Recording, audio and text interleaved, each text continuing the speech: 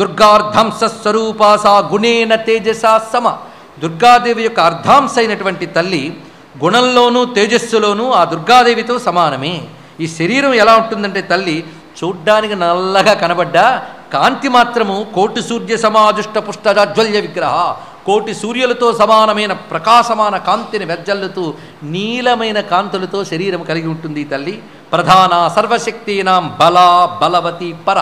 ఈవిడ బలస్వరూపిణి, బలానికి సంబంధించినటువంటి దేవత ఈ తల్లి. ప్రధాన శక్తి, సర్వసిద్ధిప్రద, పరమా యోగ రూపిణి. యోగ సాధన చేసేవారికి ఈ తల్లి ఆ యోగ సిద్ధుల్ని కలిగించేటువంటిది. ఈ తల్లి కృష్ణ భక్త, కృష్ణ తుల్య, కృష్ణుడితో సమానమే. అందుకే దేవి భాగవతం ఇంకో గ్రంథం చెప్పేమే, అందులో ఒక రహస్యం చెప్తాడు. ఒకప్పుడు కాళీదేవి శివుడితో అందిట, నాకు కోరిక పుట్టిందయ్యా అని. ఏమనంటే, మనిద్దరం ఇంతవరకు నువ్వు మగాడివి, నేను స్త్రీని, ఇది అటు ఇటు తిరిగితే ఎలా ఉంటుంది అన్నదిట. నవ్వాడు. ఏమంటావు ఇంతకీ అన్నాడు. నువ్వు ఆడదానివే, నేను మగాడైతే ఎలా ఉంటుంది అన్నది కాళీదేవి. సరే కానీ ఆ ముచ్చటా తీర్చుకో అన్నాడు. ఆ కాళీ కృష్ణుడయ్యింది, ఆ శివుడు రాధాదేవి అయ్యాడు. అందుకే రాధాదేవి తెల్లగా ఉంటుంది శివుళ్ళ, కృష్ణుడు నల్లగా ఉంటాడు కాళీలా. ఈ కథల్లో మర్మం ఏమిటంటే కాళీతత్వం కృష్ణతత్వం ఒక్కటే, శివతత్వం రాధాతత్వం ఒక్కటే, ఆ శుద్ధమైన తత్వం ఇది. కృష్ణ తుల్య అని చెప్పడంలో ఇది అర్థం. తేజసా విక్రమైర్గుణై కృష్ణ భావనయా సస్వత్ కృష్ణవర్ణ సనాతని. ఇవిడిక కృష్ణవర్ణం ఎలా వచ్చిందంటే ఎప్పుడు కృష్ణుని భావించడం చేత కృష్ణవర్ణం వచ్చేసింది ఈ తల్లికి. ఈ తల్లి తన ఉచ్ఛ్వాస నిశ్వాసాలతో బ్రహ్మాండాలను లోపలికి లాగలదు, బయటకు వదలగలుగుతాడు. అటువంటి కాళీ ఈవిడ యుద్ధంలో నిలబడితే శత్రువులు గడగడలాడి మరణిస్తారు. అటువంటి శక్తి. ఈ తల్లి ఉపాసన చేస్తే ధర్మ అర్థ కామ మోక్షాంశ దాతుం శక్తాత పూజిత. ఈ కాళీని ఉపాసించిన వారికి ధర్మ అర్థ కామ మోక్షములు 4 లభిస్తాయి. బ్రహ్మాది దేవతల చేత నమస్కరింపబడే తల్లి ఈమె. ఈవిడ 6వ దేవి. కాళీ ఉపాసన విశేషంగా చెప్పారు ఇక్కడ. ఇక్కడ మనం మొట్టమొదటి తెలుసుకునేది గంగ, 2వది తులసి, 3వది మానసాదేవి, 4వది షష్ఠీదేవి, 5వది మంగళచండి, 6వది కాళి. ఇక 7వ స్వరూపం చెప్తున్నారు మనం కూర్చున్న తల్లిట. ప్రధానాంశ స్వరూపాశ ప్రకృతేశ్చ వసుంధరా భూదేవి. అంత గొప్ప మాట అండి. ఇప్పుడు ఇవన్నీ వింటూ ఉంటే మన అమ్మకు దూరంగా లేము, అమ్మలోనే ఉన్నాము, అమ్మతోనే ఉన్నాము, అమ్మ వల్లనే ఉన్నాము, అమ్మని మర్చిపోయి బతుకుతున్నాము. అదొక్కటి మాట. ఆ మర్చిపోయి అమ్మలోనే ఉన్నా అమ్మతోనే ఉన్నా అని తెలుసుకోవాలి. ఒక పిల్లవాడు తల్లి ఒళ్ళో పడుకుని పీడకల వచ్చి ఏడుస్తున్నట్ట. కళ ఏమిటి అంటే పులి నోట్లో ఉన్నట్టుగా కళ, పులి మింగేస్తూ కొరికేస్తుంది కళలో. వాడు ఉన్నది ఎక్కడ? తల్లి ఒళ్ళో. కానీ కళలో వాడు పులి నోట్లో ఉండి ఏడుస్తున్నాడు, కానీ ఇళ్ళలో తల్లి ఒళ్ళో ఉన్నాడు. తాను ఉన్న తల్లి ఒడిని మర్చిపోయి కలలో పులినోట్లో ఉన్నట్టుగా మనం ఏ అమ్మలో అమ్మ వల్ల ఉన్నామో అమ్మని మర్చిపోయి మాయా ప్రపంచంలో పడిపోతున్నాయి. ఇదొకటి బాధ. అందువల్ల ఏడుపులన్నీ. ఒక్కసారి మనకు ఆధారమైన సత్యస్వరూపుణ్ణి చూస్తే మన అమ్మ ఒళ్ళో ఉన్నాం. భూమి అమ్మ. ఏమి దేశం అండి! అన్నమిచ్చి పెంచి పోషించి ఆధారమయ్యే భూమిని జగదంబగా దర్శించగలిగే సంస్కారం కలిగిన భారతీయ మహర్షి పాదాలకు నమస్కారం. భూమిని అమ్మ అని పిలవగలిగే మానవుడే మానవుడు. కన్నతల్లి కడుపులో పడ్డాక పోషించింది, తర్వాత బయట వదిలేసింది. కానీ కన్నతల్లి కడుపులో మనం ఉన్నప్పుడు అప్పుడు ఈ భూమి మూసింది. కన్నతల్లి తన బరువు దించినప్పుడు కూడా భూమి మాత్రం దించలేదు. మరణించాక తన ప్రతి అవయవాల్ని మళ్ళీ తనలోనే కలుపుకుంటుంది. అందుకే భూమి ఎలా మనల్ని పోషిస్తోందో, తిండి పెడుతోంది, నడిపిస్తోంది, ఉనికినిస్తోంది, ఆధారమైంది. అలాంటి భూదేవి. చిత్రం ఏంటంటే ఊరికినే భావించడం కాదు, సమస్త లోకములకు శక్తి ఇవ్వగలిగే శక్తి భూదేవికి ఉంది. అదే భాగవతంలో చెప్తాడు మనకి. ఈ భూమి వల్లనే యజ్ఞములు జరుగుతూ దేవతలు తృప్తి చెందుతుంటారు, పితృదేవతలు తృప్తి చెందుతుంటారు. అందుకే దేవతలకు కూడా ఈ భూమి ఆధారం. ఈ భూమి గోవులా భావించబడుతున్నది. గోవు నుంచి వచ్చేటువంటి పాడి వల్ల శిశువులు ఎలా బ్రతుకుతూ ఉంటారో, భూమి అనబడే గోవు నుంచి వచ్చిన సంపదల వల్ల ఈ జీవులు దేవతలు అందరూ పోషింపబడుతున్నారు. కనుకనే ఆ భూదేవికి నమస్కారము. అందుకే మనం మర్చిపోరాదు ఎవరిని అంటే జగన్మాతని, కన్నతల్లిని, భూమాతని, గోమాతని, 4 మాతల్ని మరువరాదు. తెలుసుకోండి. ఈ 4 మాతల్ని మరిచిపోయిన వాడికి ఇహము లేదు పరము లేదు, అది చూపిస్తున్నాడు ఇక్కడ. అందుకు వసుంధర ఆధార రూపా సర్వేషాం, సర్వులకు ఆధారమైనటువంటి తల్లి, సర్వసస్యా ప్రకీర్తిత సస్యరూపిణి. ఒక్కసారి భూమిని అమ్మా అని ఎందుకన్నారని ఆలోచిస్తే అమ్మని కాకపోతే ఇంకేమని అంటామండి? భూమిని అన్నం పెడుతోంది, ఆధారమైంది, సంపదలిస్తున్నది తల్లి. రత్నాకర రత్నగర్భ సర్వరత్నాకరాశ్రయ ప్రజాభిశ్చ ప్రజేశైశ్చ పూజిత వందిత సదా. ప్రజలు పాలకులు అందరూ పూజించేటువంటి తల్లి, సర్వ ఉపజీవ్య రూప, అందరి బ్రతుకుకి ఆధారమైన తల్లి, సర్వ సంపద్విధాయిని. యయా వినా జగత్సర్వం నిరాధారం చరాచరం. ఈ తల్లి లేకపోతే చరాచర జగత్తు నిరాధారమే. అటువంటి వసుంధరకు నమస్కారము. భూమిని ఎలా ఉపాసించాలి అనేది మరొక సందర్భంలో మళ్ళీ చెప్పుకుందాం. భూమి ఉపాసన ఉన్నది మనకి, అది చెయ్యాలి. ఇప్పటి వరకు అమ్మవారి యొక్క ప్రధానాంశ రూపములు అయిపోయాయి, 7 చెప్పారు. ఇప్పుడు ఇక్కడి నుంచి కళాంశాలు వివరిస్తున్నారు. ఇదంత విస్తారంగా కాకుండా పేర్లు మాత్రమే చెప్తారు. దయచేసి ఏకాగ్రంగా వినండి. దేవత అనగా ఒకానొక రూపము ఎక్కడో ఉంది, మనం కష్టపడి తెచ్చుకోవాలి అనే భ్రాంతిని ముందు వదిలేయండి. దేవత అనగా ప్రకృతి యందు నిత్యము మన అనుభవానికి వచ్చే శక్తియే. మనం కావాలనుకుంటున్న శక్తులే దేవతలు, మనకు లభించిన శక్తులే దేవతలు. ఇది తెలిస్తే ఆ దేవతల పేర్లు శక్తుల పేర్లే. ఒక శక్తికి పేరు, ఒక రూపం ఇస్తున్నాం. అది ఇక్కడ గమనించుకోవాల్సింది. స్వాహాదేవి వహ్నిపత్ని ప్రతి విశ్వేషు పూజిత. అమ్మవారి యొక్క కళాంశాలు చెప్తున్నారు. స్వాహాదేవి, ఈ తల్లి అనుగ్రహం లేకపోతే యజ్ఞములు జరగవు. అందుకే కళాంశాల్లో మొదటి స్వాహ. స్వాహ అంటే కానీ దేవతకు అందదు. స్వాహా రూపంతో యజ్ఞములు ఎందుంటుంది ఈ తల్లి. అలాగే స్వధాదేవి, ఈ తల్లి పితృదేవతలకి కవ్యములు ఇచ్చేటప్పుడు స్వధాపూర్వకంగా ఇవ్వాలి. దేవతలకు హవ్యములు ఇచ్చినప్పుడు స్వాహారూపంగా ఇవ్వాలి. అది స్వాహ అంటే దేవతలకు వెళుతుంది, స్వధ అంటే పితృదేవతలకు వెళుతుంది. ఈ 2 రూపాలతో వాళ్ళకు అన్నం పెట్టే తల్లి అమ్మవారు. ఈవిడ అగ్నిదేవుని భార్యలుగా చెప్పబడుతున్నారు, అనగా యజ్ఞములకు సంబంధించినవి. అలాగే దక్షిణ యజ్ఞపత్నీచ, యజ్ఞుడు యొక్క భార్య దక్షిణ. యజ్ఞుడు అన్నామే కానీ డూ కాదు, అది యజ్ఞము అని అర్థం. అది పెర్సానిఫై చేస్తున్నారు ఇక్కడ. యజ్ఞము అనే దాన్ని పురుషాకృతితో చూపిస్తూ దాని శక్తిని స్త్రీ రూపంగా చూపిస్తున్నారు. అందుకే ఇక్కడ వినబడే ప్రతి శక్తుల్ని మనం అమ్మగా, ఆ శక్తి ఎవరిదో వాడిని అయ్యగా భావన చేస్తూ వెళ్ళాలి. అందుకే యజ్ఞుని యొక్క పత్ని దక్షిణ. దక్షిణ అంటే దక్షిణ ఒక దేవత అండి. సుదక్షిణ అని పేరు కూడా పెట్టుకున్నారు కదా దిలీప్ చక్రవర్తి భార్య పేరు. దక్షిణ ఒక దేవత. దీని అర్థం ఏమిటి? మనం ఒక యజ్ఞం చేయాలంటే మన ఒక్కరి వల్ల కాదు, కొంతమంది సహాయం తీసుకుంటాం. వాళ్ళు మంత్రాన్ని తపస్సుని ధారపోసి యజ్ఞం చేస్తారు. అంత యజ్ఞం చేస్తే ఆ ఫలితం కూడా వాళ్ళకి వెళ్ళిపోవాలి.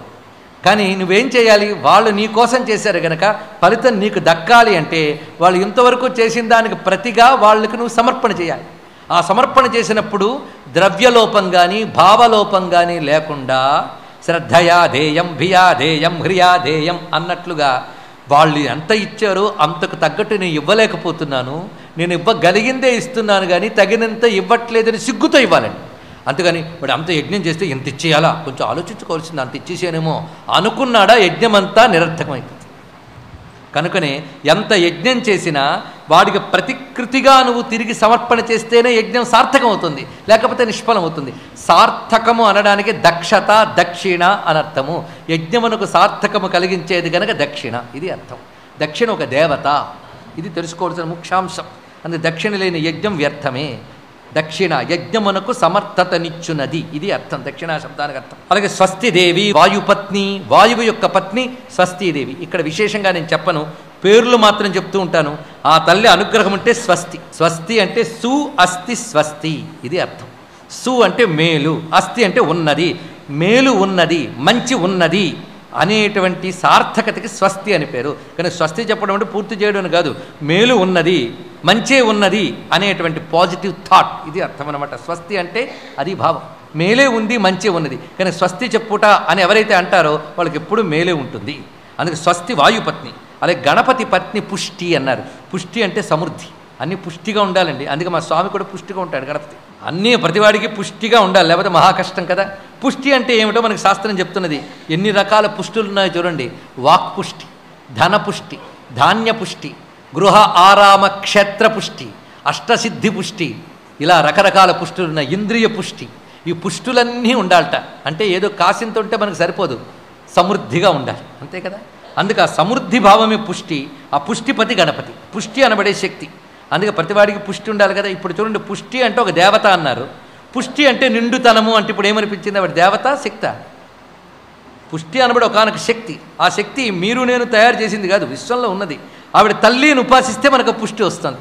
రెండవది తుష్టి, అనంతుని పత్ని తుష్టి. నిజంగా ఆలోచించడం మర్చిపోయాం, కానీ ఆలోచిస్తే ఈ భావాలకు ఆశ్చర్యపోతామండి. అనంతుడి భార్య తుష్టిట. ఏం మాట చూడండి ఇక్కడ. తుష్టి అంటే అర్థం ఏంటి? సంతోషం, తృప్తి. కొందరికి పుష్టి ఉన్నా తుష్టి ఉండదు. ఎన్నున్నా ఏం చేస్తామండి అంటారు. ఆ మొహాలు అలాగా మనం ఏం చేయగలం? తృప్తి అనేది చాలా గొప్పది. సంతోషము, తృప్తి అనేది అది ఉంటే అనంతమే. అందుకే అనంతుడి భార్య సంతోషం అని చెప్పడంలోనే సంతోషం ఉందా వాడికి అనంత సుఖము. అందుకే అనంతుడి భార్య తుష్టి, పుష్టి, తుష్టి. మీరు లక్ష్మీ అష్టోత్తర శతనామాలు 2 వచ్చాయి, అందులోనేనా లలితా శాస్త్రంలో కూడా వచ్చింది. అంటే లలితలో కూడా ఈ ప్రకృతి నామాలన్నీ ఉన్నాయని దీన్ని బట్టి తెలుస్తుంది. ఈశాన పత్ని సంపత్తి, ఈశ్వరుడు యొక్క పత్ని సంపత్తిట. ఈశానుడు అంటే ఈశానదికి అధిపతి, ఆయన పత్ని సంపత్తి. ఇందులో ఉన్న ఔచిత్యం చూడండి. ఈశానుడు అంటే రూలర్, రూలర్కి సంపద ఉండాలి. అందుకే సంపద కలగవాడే రూల్ చేయగలడు, అది కూడా అర్థం. అందుకే ఈశానుడి భార్య సంపత్తి, ఔచిత్యం అది తెలుసుకోవాల్సింది ఇందులో. ధృతి కపిల పత్ని చ. ధృతి అంటే ధృతి అనబడే ఒక శక్తి, ధైర్యము. ఇది కపిలుని యొక్క భార్య, కపిలాచార్యుని యొక్క భార్య అన్నారు. కపిలుడు అంటే తేజస్సు అనగా జ్ఞానము అని అర్థం ఇక్కడ. అలాగే సత్యపత్ని సతీ ముక్తై పూజిత. సత్యుని యొక్క భార్య సతీదేవి. అలాగే మోహుని యొక్క భార్య దయ అన్నాడు ఇక్కడ. మోహము దయ. దయ మోహంతో కూడితే ప్రమాదం, జ్ఞానంతో కూడితే మంచిది. మోహపత్ని దయ అన్నారు. అలాగే పుణ్యపత్ని ప్రతిష్ఠ. పుణ్యం అంటే పవిత్రమైన పని, దానివల్ల వచ్చే నిలుకడ ప్రతిష్ఠ, అది ఇక్కడ వివరిస్తున్నారు. సుకర్మపత్ని సంసిద్ధ. ఇక్కడే తెలుస్తున్నది పేర్లలో ఔచిత్యం. సుకర్ముడు అనేవాడికి భార్య సిద్ధి అనేది. అంటే అర్థం ఏంటి? సత్కర్మకి శక్తి సిద్ధి. అందుకు ఆ మాటలో అర్థం ఇది. క్రియ ఉద్యోగ పత్ని చ. ఉద్యోగుడు అనేవాడి భార్య క్రియాట. అంత బాగున్నది చూడండి. ఉద్యోగం అంటే ప్రయత్నం.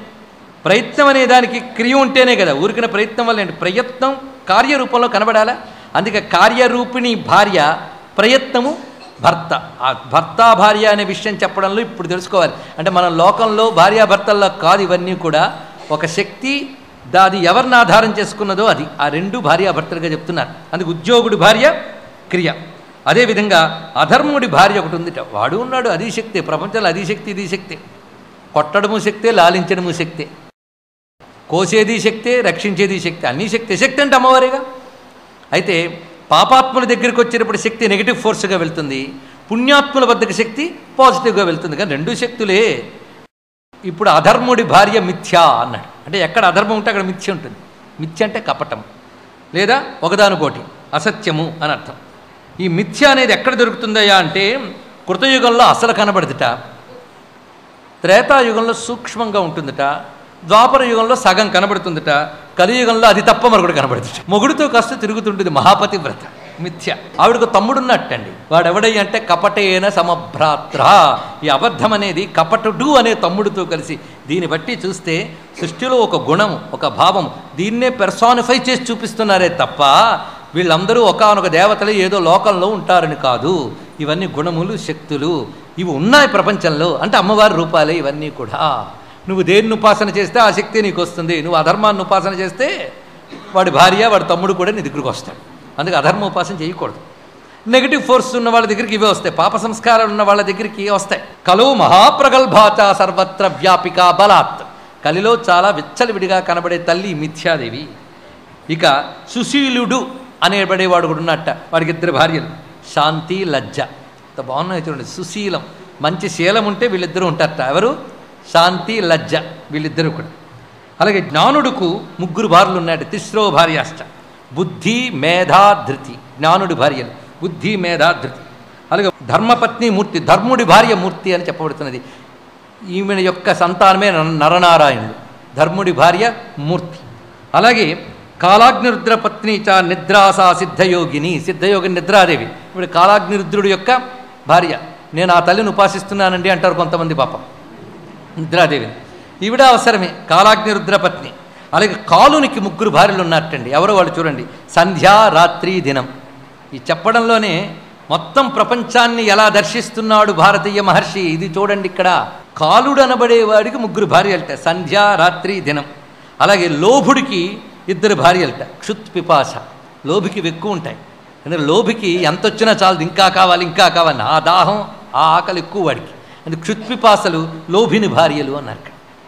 అదేవిధంగా అగ్ని యొక్క భార్యలు ప్రభాదాహిక. చూడండి, ప్రభాదాహిక అంటే వెలుగు వేడిమి, ఈ 2 అగ్ని యొక్క భార్యలు. అనగానే అగ్నిలో వచ్చే 2 శక్తులు అవి కూడా. అలాగే జ్వరుడు అనేవాడికి మృత్యువు అనేటువంటి భార్య, కాలుడు కూతురిట. ఇక నిద్ర కన్యాచ తంద్రాస ప్రీతిరన్యా సుఖప్రియే వైరాగ్యస్య చ 2 భార్యే శ్రద్ధా భక్తిశ్చ పూజితే. వైరాగ్యుడు అనేవాడికి 2 భార్యలు, శ్రద్ధాభక్తి. అంటే శ్రద్ధాభక్తి ఉంటే వైరాగ్యం ఉంటుంది, వైరాగ్యం ఉంటే శ్రద్ధాభక్తులు ఉంటాయి. అది ఆ చెప్పడంలో ఉన్నటువంటి అందం ఇది. అదితి దేవమాతాచ, దేవతల తల్లి అదితిదేవి, ఇవే కళాంశ. అలాగే దితీదేవి, కద్రు వినతలు, వీళ్ళందరూ అమ్మవారి యొక్క కళాంశలు. ఇంకొకటి సురభీచ గవాం ప్రసూహు, సురభీదేవిని వివరించారు. అంటే గోమాత సురభి, ఈ తల్లి గోవుల వద్ద ఉంటుంది కనుక గోవుల దగ్గర సురభీదేవిని ఉపాసన చేయాలి. ఈ సురభి గోలోకంలో కృష్ణ పరమాత్మ ఒకప్పుడు ధ్యానం చేస్తూ ఏదైనా ఒక మధురమైన పదార్థం ఏదైనా తాగాలనిపించింది కృష్ణుడికి. అనిపించడం ఆలస్యం, రాధాదేవి దేహంలోంచి ఒక స్వరూపం వచ్చిందిట, అది కామధేను. మొట్టమొదటి వచ్చింది సురభీదేవి. ఆమె సంతానమే సర్వలోకాల్లో ఉండే ఆవులు. అది ఎక్కడ ఆవు కనబడ్డా సురభీదేవి యొక్క అంశయే అని భావించాలి. గోవుల యందు సురభీదేవిని భావన చేయాలి. ఈ సురభి సాక్షాత్ మహాలక్ష్మి, సాక్షాత్ రాధాదేవి. అందుకే శ్రద్ధాం విభూతిం సురభిం అంటాం. ఈ తల్లి మంత్రము శ్రీ సురభ్యై నమః అని చేయాలి. ఈ ఉపాసన చాలా ముఖ్యం. గోవు వద్ద శ్రీ సురభ్యై నమః అని ఉపాసన సాగాలి. ఈ తల్లి ఎంత తొందరగా అనుగ్రహిస్తుందంటే ఈ మంత్రం 1,00,000 జపిస్తే సిద్ధి వస్తుంది. అంతటిది సురభి మంత్రం. అనేకములైనటువంటి కోరికలు తీర్చగలిగే కామధేను మంత్రము ఈ సురభి. ఇంతవరకు నేను కళారూపాలు చెప్పాను, కళాంశలు రూపాలు చెప్తున్నాను విను అని. పేర్లు చెప్పుకున్నా ఇక్కడి నుంచి. చంద్రుని భార్య రోహిణి, సూర్యుని భార్య సంజ్ఞ, మనువు భార్య శతరూప, ఇంద్రుడి భార్య శచీదేవి, బృహస్పతి భార్య తారాదేవి, వశిష్ఠుని భార్య అరుంధతి, అదేవిధంగా గౌతుని భార్య అహల్య, అత్రి భార్య అనసూయ, కర్దముని భార్య దేవహూతి, దక్షిణి భార్య ప్రసూతి, ఇక పితృదేవతల మానసకన్య అయినటువంటి మేనకాదేవి, ఈవిడ హిమవంతుని యొక్క భార్య. అదేవిధంగా అగస్త్యుని భార్య లోపాముద్ర, ఇక తర్వాత కుంతీదేవి, వరుణాని, వింధ్యావళి, దమయంతి, యశోద, దేవకి, గాంధారి, ద్రౌపది, సత్యవతి, ఇక వృషభానుప్రియ కళావతి అంటే వృషభాను యొక్క భార్య, రాధాదేవి యొక్క తల్లి ఆవిడ, మందోదరి, కౌసల్య, సుభద్ర, రేవతి, సత్యభామ, కాళింది, లక్ష్మణ, జాంబవతి, నాగ్నజితి, మిత్రవింద, లక్ష్మణ, రుక్మిణి, సీత, లక్ష్మి, కాళి, యోజనగంధ. యోజనగంధ అంటే వ్యాసమాత అని ప్రత్యేకించి చూపించాడు. అలాగే బాణాసురుడి పుత్రికైన ఉషాదేవి, ఆవిడ చెలికెత్తి అయిన చిత్రలేఖాదేవి, ప్రభావతి, భానుమతి, మాయావతి, రేణుక. రేణుక భృగోర్మాత, పరశురాముడి తల్లి. అలాగే బలరాముని యొక్క భార్య అయిన రేవతీదేవి, ఏకనంద. ఇలాగా అనేకమైన కళాంశ రూపాలు చెప్పారు. ఇప్పుడు కళాంశాంశ రూపాలు వివరిస్తున్నారు. కళాంశాంశ రూపములంటే యాయాశ్చ గ్రామ్యదేవాస్తు, గ్రామదేవతలందరూ కళాంశాంశ రూపములే అన్నారు. కళాంశాంశ రూపములు అంటే లలితా మహాత్రిపుర సుందరి, పరాభట్టారిక, శ్రీమద్ రాజరాజేశ్వరి, పరదేవత, భువనేశ్వరి ప్రకృతిగా మొదట 5 రూపములతో ఉంటూ, ప్రధానాంశ రూపములతో ఆ తల్లి 7 రూపములతో ఉంటూ, కళాంశ రూపములతో ఉంటూ, కళాంశాంశ రూపములతో గ్రామదేవతల వరకు విస్తరించి ఉంది. ఇదంతా కలుపుకుని ఒకే శక్తి, మహాశక్తి, వీడికి ప్రకృతి తేలిపోయింది. అయితే ఈ కళాంశాంశాల యొక్క రూపములు తర్వాత, గ్రామదేవతల తర్వాత కళాంశాంశ రూపములు ఏమిటి అంటే సృష్టిలో కనబడే ప్రతి స్త్రీ కూడా అమ్మవారి యొక్క కళాంశాంశ రూపమే అనుకుంటుంది ఇక్కడ. అందుకే అమ్మవారి అనుగ్రహం కావాలంటే స్త్రీని గౌరవించాలి. స్త్రీని గౌరవించనప్పుడు అమ్మవారి అనుగ్రహం రాదు. అందుకే శక్తి ఉపాసనకు ముందు స్త్రీని అమ్మవారిగా దర్శించగలిగే శక్తి పొంది ఉండాలి. కాముక దృష్టితో స్త్రీని దర్శించితే వాడు అమ్మ ఉపాసనకి పనికిరాడు. ఇది వివరిస్తున్నారు. అంతేకాదు, అయితే స్త్రీల్లో కూడాను మంచివాళ్ళు చెడ్డవాళ్ళు ఉన్నారు కదండి. సాత్వికులు, సౌమ్యులు అలాగున్నారో అలాగే కోపిష్ఠులు, చిరాకు మొహాలు వీళ్ళు కనబడతారు కదా. మరి అందరూ అమ్మలంటే ఎలా అండి అంటే అక్కడ వివరిస్తున్నాడు. 3 అమ్మలే అన్నాడు. ఇంకో చోట చెప్తాడు, ఒకవేళ నేను బాధ పెట్టే స్త్రీ దొరికితే నేను ప్రారంధమును సర్దుకుపో అన్నాడు. అంతే. ఎందుకంటే అమ్మవారు నీ ప్రారంధం కొద్దీ ఆ రూపంలో వచ్చింది అంతే. ఏమి విశేషమని చెప్తున్నాడు. అందుకే అమ్మవారి యొక్క సత్వాంశాలతో వచ్చిన స్త్రీలు ఎలా ఉంటారో చెప్తున్నాడు. దాన్ని బట్టి అమ్మవారి సత్వాంశయ రాజసాంశ చూడాలి. సత్వాంశతో వచ్చిన స్త్రీలు ఉత్తములై, సుశీలులై, పతివ్రతలై ఉంటారు. వీళ్ళకి పాతివ్రత్యం వారు బోధించక్కర్లేదు, పాఠాలు చెప్పక్కర్లేదు, రోజుకోసారి పతివ్రతగా ఉండు అని చెప్పక్కర్లేదు, వాళ్ళకి సహజ సిద్ధంగా వాళ్ళకు ఉంటుందిట. అలాంటి సాత్వికత, సౌమ్య గుణము, శుచి, పాకశుద్ధి, పాత్రశుద్ధి, గృహశుద్ధి, ఈ మూడు స్త్రీకి ఉండవలసిన ప్రధానం. పాత్రశుద్ధి, పాకశుద్ధి, గృహశుద్ధి, తర్వాత దేహశుద్ధి. దేహశుద్ధి అంటే ఇంకో అర్థంలో కాదు. అందుకు ప్రధానంగా ఈ శౌచమంతా ఎవరికి ఉంటుందంటే సాత్వికాంశతో కూడిన స్త్రీలు ఆ విధంగా ఉంటారు. ఇక రాజశాంశతో కూడిన వాళ్ళు ఎలా ఉంటారంటే వాళ్ళకన్ని భోగాలు, సౌఖ్యాలు, వీటి వైపు దృష్టి ఉంటుంది. భోగలాలస ఇదంతా రాజశాంశలో కనిపిస్తాయి. ఇక తామసాంశలు ఎలా ఉంటారు అంటే దుర్ముఖాహ, చెప్పడానికి లేదు, ఎప్పుడు మొహంలో చిరాకు, కోపం ధుమధుమలాడుతూ బయటకు కనబడుతూ ఉంటుంది. దుర్ముఖాహ, కలహాహ, ఎప్పుడు కలహశీలులు, ధూర్తులు, మూర్ఖత్వం అది ఉందంటే ఒప్పుకోరు. అలాగే స్వతంత్ర, విచ్చలవిడితనం, ఒక్కొక్కరు అధీనంలో ఉండరు, మా ఇష్టం అని. కలహప్రియా, ప్రశాంతం కూర్చుంటే వాళ్ళని ఏదో అంటారు, వాళ్ళు ఏదో అంటే వీళ్ళు 4 అంటారు, అప్పుడు కడుపు నిండుతుంది. కలహప్రియా. అలాగే పృథివ్యాంకులటాయాశ్చ, వీళ్ళందరూ కూడా తామసాంశాలతో ఉన్నటువంటి వారు.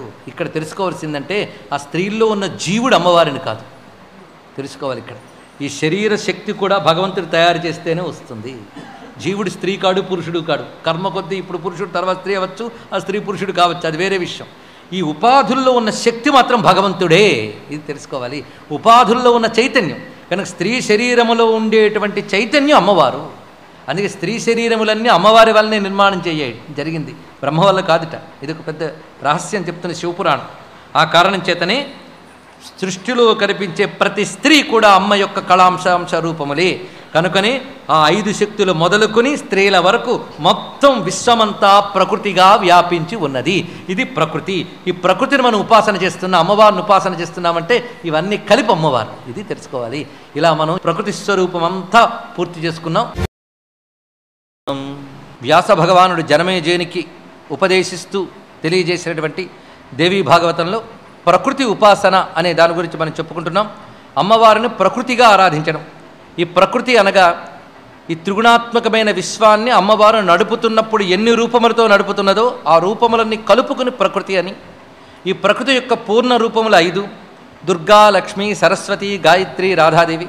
ఇక ప్రధానాంశ రూపములుగా గంగా, తులసి, మంగళచండి, మానసాదేవి, షష్ఠీదేవి, కాళీ, వసుంధర అని చెప్పబడుతూ అటుపై అమ్మవారి యొక్క కళాంశ రూపాలని చాలా వివరించారు. ఆ తర్వాత కళాంశాంశ రూపములను కూడా తెలియజేశారు. సృష్టిలో ప్రతి స్త్రీ కూడా అమ్మవారి యొక్క కళాంశాంశ రూపమే. అందుకే త్వత్కళ సర్వయోషిత అంటాడు ఇంద్రుడు అమ్మవారిని స్తుతిస్తూ. సృష్టిలో ప్రతి స్త్రీ యందు అమ్మవారి కళ ఉన్నది. ఆ కారణం చేతనే 2 ఏళ్ల వయస్సు నుంచి మరణ పర్యంతం కూడా స్త్రీ యందు అమ్మవారి భావనతో ఆరాధించడం మనకు కనబడుతున్నది. కుమారి, బాల, సువాసిని, అటు తర్వాత గంగా, భాగీరథి సమానము అంటూ స్త్రీని ప్రతి దశలోనూ ఆరాధించాలని చూపిస్తున్నారు. అందుకే స్త్రీ ఎప్పుడూ మంగళస్వరూపిణియే, ఇది విశేషమైన అంశం. అలాగా స్త్రీ యందు అమ్మవారి యొక్క అనుగ్రహము, చైతన్యము, విభూతి ఉన్నదని ఉపాసించాలి. పైగా అమ్మవారిని ఎన్ని రకాలుగా ఆరాధించినా చివరికి స్త్రీ రూప ఆరాధనతోనే ఆ పూజ పరిపూర్ణమవుతున్నది. అందుకే మనకు కుమారి, సువాసిని, అర్చన ఇత్యాదులన్నీ కూడా వచ్చాయి. ఇలా మొత్తం ప్రకృతి యొక్క విశేషాలను చెప్తూ ఇందులో పూర్ణ రూపముల యొక్క ఆరాధనలకి ప్రత్యేకంగా కొన్ని అధ్యాయాలు చెప్పారు. అయితే మనం వాటి సంక్షిప్త రూపంలోనే చెప్పుకోగలుగుతున్నాం. వీటన్నిటినీ చెప్పి ఈ ఉపాసనలు ఏ విధంగా ప్రసిద్ధి చెందాయి, ఎలా వచ్చాయో వివరిస్తున్నాడు ఇక్కడ నారాయణుడు. ఇప్పుడు మనం ఒక దేవతారాధన చేస్తున్నామంటే మన దాకా అది తీసుకొచ్చిన పెద్దలకి నమస్కారం చేసుకోవాలి, ఆ పరంపరకి నమస్కారం చేయాలి. అందుకు ఆదిలో ఎవరు ఆరాధన చేశారు, ఎలా మనకు వచ్చింది అనే దాన్ని ఇక్కడ పరిచయం చేస్తున్నాడు నారాయణుడు. పూజితా సురధేనాదవు దుర్గా దుర్గార్తి నాశిని. మొదటిగా చెప్పబడుతున్నటువంటి పూర్ణశక్తి దుర్గాదేవి సురథుడు అనేటువంటి రాజు చేత ఆరాధింపబడింది. ఈ సురథుడే తర్వాత సావర్ణి మనువు అయ్యాడు. ఇది మనకు దేవీ మహత్యం చెప్తున్నది. ఆడ తర్వాత ఆరాధించిన వారిలో శ్రీ రామచంద్రేణ రావణస్య వదార్థిన, రామచంద్రమూర్తి దుర్గాదేవి ఆరాధన చేశాడని, ఈ దుర్గాదేవి దయచేతనే ఆయన విజయుడయ్యాడని మనకి దేవీ భాగవతం మొదలైన గ్రంథములు చెప్తున్నాయి. దీని అర్థం ఏమిటి? రామచంద్రమూర్తి దుర్గను ఆరాధించడం ఏంటి, రామేశ్వరుని ఆరాధించడం ఏంటి అంటే ఆయన రాజుగా అవతరించినప్పుడు మనకు ఆదర్శములు చూపిస్తాడు. అందుకు విజయదాయినైనటువంటి దుర్గాదేవి ఆరాధన రామచంద్రమూర్తి గావించినట్లుగా చెప్పబడుతున్నది. ఇక్కడ ప్రధానమైన వారిని చెప్పారు, అంటే వారు మాత్రమే ఆరాధించిన వారిని కాదు, ముఖ్యమైన వాళ్ళని చెప్పి అలా పరంపరగా వచ్చింది అని చెప్పడం ఇందులో ఉన్నటువంటి ఉద్దేశం. తర్వాత ముల్లోకముల వారు ఆ తల్లిని ఆరాధన చేస్తున్నారు. ఈ తల్లి ముందుగా దక్షకన్యగా ఉద్భవించింది. కానీ దక్షుడు శివనిందాపరుడై అయోగ్యుడైన కారణంగా ఆ దాక్షాయనే దేహాన్ని పరిత్యజించి తిరిగి హిమవంతుని కుమార్తెగా ఆవిర్భవించి శివుని చేపట్టినది. ఈ తల్లి గణపతికి స్కందునికి జనని. ఆ గణపతి ఎవరయ్యా అంటే గణేశశ్చ స్వయం కృష్ణ స్కందో విష్ణుకులోద్భవ అన్నారు. ఇక్కడ గణపతి స్కందుడు కూడా విష్ణు స్వరూపమే. అందుకే మనకు విష్ణు సహస్రనామాల్లో స్కంద స్కందధరో ధుర్యాహ అని కనబడుతున్నది. దీనికి సంబంధించి మరొక పురాణాల్లో ఒక అంశం ఉన్నది. పార్వతీ పరమేశ్వరుల వివాహమైన తర్వాత అందరూ వచ్చి దర్శించినప్పుడు నారాయణుడికి మనస్సులో ఒకటి అనిపించిందిట, ఈమెకి పుత్రుడైతే ఎంత బాగుంటుంది అని మనసులో అనుకున్నాడు. మనస్సులో అనుకున్నది తెలిసిందిట, నీ ముచ్చడు తీరుతుంది అన్నది. ఆ ప్రకారంగానే విష్ణువే గణపతిగా సుబ్రహ్మణ్యుడిగా వచ్చాడు అని మన పురాణం చెప్తున్నది. కానీ తత్వదృష్టితో చూస్తే మనం విష్ణు వైష్ణవి రెండు ఒకటే తత్వం. అందులో దుర్గా విష్ణు సహోదరిగా చెప్పబడుతున్నది. అంటే స్త్రీ పుంభేదములు ఉన్నప్పటికీ తత్వతః వీళ్ళిద్దరి యందు ఒకటే అంశం ఉన్నది. పైగా ఉమాశంకరయోర్ యోగం సయోగో విష్ణురుచ్యతే అని ఆగమాలు చెప్తున్నాయి. ఉమాశంకరుల్ని కలిపి ఉపాసిస్తే విష్ణు ఉపాసనే, అదొక ఉపాసనాపరమైన మర్మం అది. అందుకే ఉమాశంకరుల యోగమైనటువంటి గణపతి కానీ కుమారస్వామి కానీ వీళ్ళిద్దరూ శివశక్త్యాత్మక రూపములే కదా. కానీ శివశక్త్యాత్మకమైన తత్వం అంటేనే విష్ణు ఉపాసన. అందుకే గణపతి యందు సుబ్రహ్మణ్యుని యందు విష్ణుతత్వమే ఉన్నది. అందుకే గణపతి ఆరాధన, సుబ్రహ్మణ్యారాధన, విష్ణు ఆరాధనే. అందుకు ఇక్కడ మాట గణేశశ్చ స్వయం కృష్ణ అని చెప్పారు. ఇక అటు తర్వాత లక్ష్మీదేవి మంగళభూపేన ప్రథమం పరిపూజిత. మంగళుడు అనబడే రాజు ఈ తల్లిని ఆరాధన చేసి భూమి యందు లక్ష్మీ ఉపాసనని వ్యాప్తి చేశాడు. ఇక సావిత్రి అశ్వపతినా ప్రథమం పరిపూజిత. సావిత్రీదేవిని అశ్వపతి అనబడేటువంటి ఒక రాజర్షి ఆరాధన చేసి ఆ సావిత్రి అంశతో వచ్చినటువంటి సంతానాన్ని పొందాడు. ఆమె పేరు కూడా సావిత్రి. సావిత్రి సత్యవంతుల చరిత్ర. అందుకు అశ్వపతి ఆరాధన చేశాడు. ఇక సరస్వతీదేవి ఆదవు సరస్వతీదేవి బ్రహ్మణా పరిపూజిత. ఇక్కడ మనం తెలుసుకోవాల్సింది ఏంటంటే భార్యాభర్తలు అనగానే లోకంలో మనం చూసేటువంటి దంపతీ భావం లాంటిది కాదు. ఇక్కడ పురాణముల్లో దేవతలు భార్య భర్త సంతానము అవన్నీ సంకేతవాదము. బ్రహ్మదేవుడు సృష్టి చేయాలి అంటే సృజనాత్మక శక్తి, దీని క్రియేటివిటీ అని అంటారు. ఒకడు ఒక సృష్టి చేయాలంటే అబ్బో ఎంత జ్ఞానం అండి అని మెచ్చుకుంటాం. మరి ఇంత సృష్టిని చేస్తున్నాడంటే ఆయన ఎంత జ్ఞాని. ఏ జ్ఞానం చేత బ్రహ్మదేవుడు సృష్టి చేయగలుగుతున్నాడో ఆ జ్ఞానము సరస్వతి. ఇది తెలుసుకోవాల్సినది. అలాగే ఏ ఐశ్వర్యముల చేత ఈ లోకాలను పాలింపగలుగుతున్నాడో ఐశ్వర్యం లక్ష్మి. దీన్ని ఒక పటుత్వంతంగా నియమిస్తూ చివరికి లోపలికి ఏ శక్తి వల్ల లాక్కోగలుగుతున్నాడో తల్లి దుర్గా. ఇవన్నీ కూడా సహకార శక్తులు, అవిభాజ్య శక్తులు. వీటిని మనం భార్యలుగా చెప్తూ ఉన్నాం. అందుకు సరస్వతీదేవి ఉపాసకుడు ఎవరయ్యా అంటే బ్రహ్మదేవుడు మొట్టమొదట. ఆ తల్లిని ఉపాసిస్తే ఆ తల్లి అతడి 4 వదనాల్లోని 4 వేదాల రూపంలో ప్రకాశించి అతడి బుద్ధిని భాషింపజేసి ఈ సృష్టిని నడిపిస్తూ ఉన్నది. అందుకు ఆదవు సరస్వతీదేవి బ్రహ్మణ పరిపూజిత. ఇక రాధాదేవి, ఈ తల్లి ఎవరి చేత ఆరాధింపబడిందంటే కృష్ణేన పరమాత్మన ప్రథమం పూజిత రాధ గోలోకే రాసమండలి. గోలోకంలో రాసమండలంలో కృష్ణ పరమాత్మ మొట్టమొదటిగా రాధాదేవిని ఆరాధన చేశాడు. అప్పుడు ఆయనతో పాటు అక్కడున్న గోపీ జనమంతా ఆరాధన చేశారు. ఆ తర్వాత క్రమక్రమంగా దేవతలందరూ, బ్రహ్మాది దేవతలందరూ అమ్మవారిని ఆరాధన చేశారు. భూమి యందు రాధాదేవి ఆరాధన ప్రవర్తింపజేసిన వాడు సుయజ్ఞుడు అనేటువంటి వాడు. రాధాదేవి ఆరాధనకి ముఖ్యమైనటువంటి తిథి కార్తీక పూర్ణిమ. పైగా రాధాదేవిని ఎలా ఆరాధించాలి అనే పద్ధతి ఏర్పరిచినటువంటి వాడు ఎవరయ్యా అంటే శంకరేణోపదిష్టేన పుణ్యక్షేత్రే చ భారతే. సాక్షాత్తు శివుడే రాధాదేవి ఆరాధనా విధానాన్ని ఉపదేశించాడు. ఆ ప్రకారంగా సుయజ్ఞుడు రాధాదేవిని బృందావనమునందు ఆరాధించాడు అంటూ ఈ 5 పూర్ణశక్తుల ఆరాధన ఏ విధంగా వ్యాపించిందో వివరించారు. ఇక పూజిత గ్రామదేవ్యశ్చ గ్రామేచ నగరే మునే. గ్రామదేవతలు నగరమునందు గ్రామమునందు ఆరాధింపబడుతున్నారు. అంటే నగరముల్లో ఉన్న దేవతలు కూడా గ్రామదేవతల వ్యవహారం, కానీ ఆ నగరాన్ని నడిపే శక్తులవి. గ్రామదేవతల శక్తి ఆ గ్రామానికి పరిమితమై ఉంటుంది. ఒక మహాశక్తి యొక్క ఒక భాగము వారు ఆ గ్రామమునకు పరిమితమై ఉంటారు. ఇవి చిట్ట చివరికి చెప్పే కళాంశాంశాలు. పూర్ణ రూపములు మొదలు ఇప్పటి వరకు ఉన్న ప్రకృతి స్వరూపాలన్నిటికీ మనం నమస్కారం చేసుకుంటూ ఇందులో విశేషించి మనం పూర్ణ రూపములుగా ఉపాసించవలసిన తల్లుల గురించి మరికొన్ని ప్రత్యేక అంశములు చెప్పుకుంటున్నాం. ఇందులో సరస్వతి ఆరాధన కొంత క్లుప్తంగా తెలుసుకోవాలి. ఎందుకంటే ఈ తల్లి దయ ఉంటేనే అసలు తల్లి కూడా అర్థమవుతుంది.